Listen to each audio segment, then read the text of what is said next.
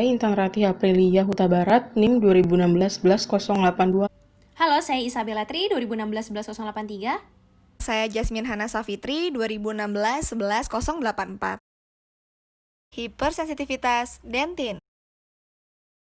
Definisinya adalah stimulus rasa sakit yang pendek dan tajam yang terjadi akibat tereksposnya dentin saat terpapar oleh panas, dingin, agen kimiawi, bahkan sentuhan.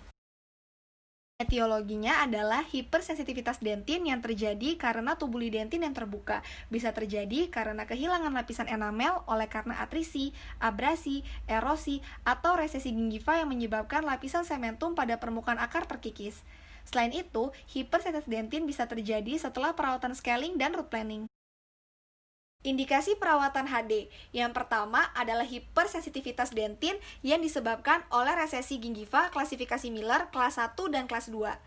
Yang kedua adalah hipersensitivitas dentin yang disebabkan oleh kehilangan jaringan enamel akibat dari atrisi, abrasi, erosi, atau pasca perawatan scaling dan root planing. Kontraindikasi perawatan HD adalah rasa nyeri yang disebabkan karena karies, tumpatan overfilling, fraktur gigi, pulpitis irreversible, dan resesi gingiva klasifikasi Miller kelas 3 dan kelas 4. Oke, terima kasih Jasmine. Selanjutnya adalah perawatan hipersensitivitas dentin. Jadi perawatannya dapat dengan pemberian bahan desensitasi. Perawatannya itu bisa dilakukan oleh pasien di rumah atau oleh dokter gigi di klinik. Selanjutnya adalah at home treatment, menggunakan bahan desensitasi oleh pasien di rumah. Bisa berupa dentifrice atau produk kedokteran gigi, misalnya seperti pasta gigi yang mengandung strontium chloride dan sodium citrate. Menurut Ada, salah satu pasta gigi yang tersertifikasi mengandung bahan desensitasi adalah Sensodyne dan Thermodent.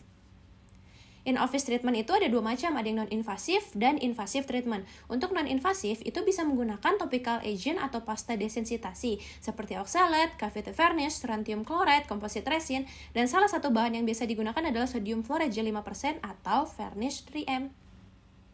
Untuk invasif, biasanya berupa hipersensitivitas dentin yang disertai dengan abrasi. Prosedur dapat dilakukan berupa penumpatan resin komposit kelas 5, pulpektomi, atau mukogingival surgery. Untuk invasif, itu berada di ranah spesialis perio. Selanjutnya adalah prosedur perawatan. Alat dan bahan apa saja sih yang diperlukan? Yang pertama itu ada alat standar, microbrush, cotton roll, cotton pellet, dan sodium fluoride gel 5%.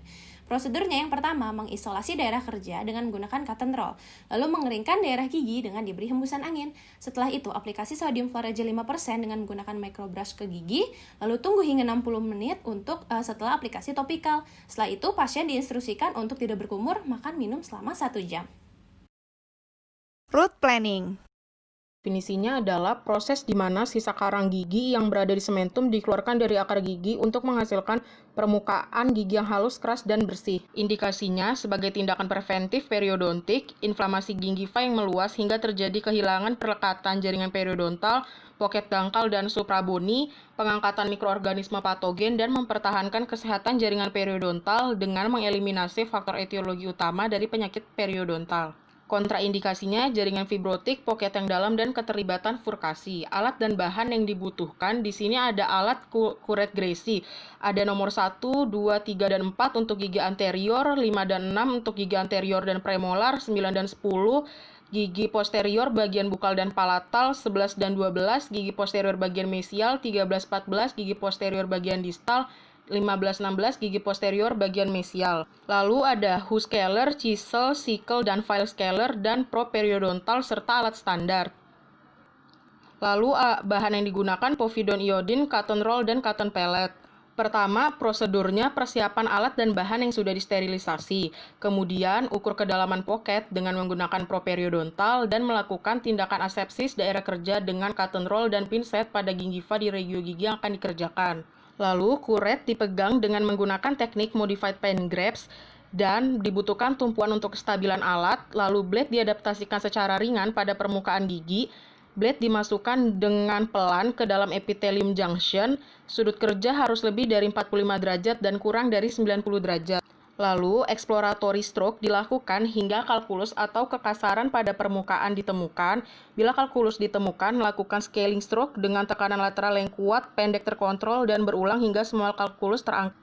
Jika bekerja pada permukaan akar, root planing stroke digunakan untuk menghaluskan dan pembersihan akhir pada permukaan dengan menggunakan tekanan ringan hingga sedang, lalu kita lakukan pengecekan dengan menjalankan explorer atau sonde ke semua permukaan gigi dan akar gigi. Terima kasih.